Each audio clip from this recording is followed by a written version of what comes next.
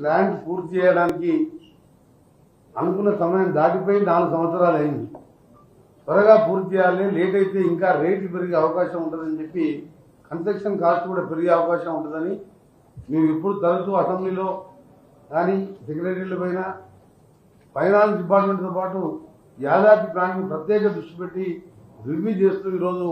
వచ్చే డిసెంబర్ నాటికే 3 యూనిట్లు, మార్చి నాటికి టోటల్ ప్లాంట్ పూర్తి చేసిన వారు చేస్తున్న కృషిని వారు మన జిల్లాలో ఏర్పాటు చేసే దీన్ని పూర్తి చేయడానికి వారి జిల్లా ప్రజల తరఫున తెలంగాణ ప్రజల తరఫున కృతజ్ఞత తెలియజేసుకుంటూ మన స్థానిక ఎమ్మెల్యే గారు ఎప్పుడు చెప్తుండేవాడు, రివ్యూలో కూడా చెప్పడం జరిగింది. వారు క్లియర్గా ఇన్స్ట్రక్షన్ ఇచ్చారు. తరతరాలుగా ముత్తాతలకి వెళ్ళి, ఎందుకంటే భూమిని నమ్ముకొని ఉన్నవారు ప్లాంట్ కోసం భూమి ఇచ్చినప్పుడే చెప్పడం జరిగిందని చెప్పి మేము వారి దృష్టికి చెప్తే వారు సిఎండి గారికి, ఇక్కడ ఉన్న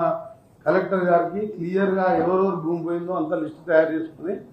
తప్పక వాళ్ళకి న్యాయం చేయాలి, వాళ్ళ క్వాలిఫికేషన్ బట్టి అందరికీ భూమి ఇచ్చిన వారికి ఉద్యోగాలు ఇస్తామని హామీ ఇవ్వడమే కాదు, దానికి స్థానిక ఎమ్మెల్యే గారు కూడా సంప్రదించుకుంటూ అందరినీ పార్టీలకు అతీతంగా భూములు ఎవరైతే పోయిందో వారికి న్యాయం చేయమని చెప్పినందుకు వారికి ప్రత్యేకంగా మనస్ఫూర్తిగా ధన్యవాదాలు తెలియజేస్తున్నాం.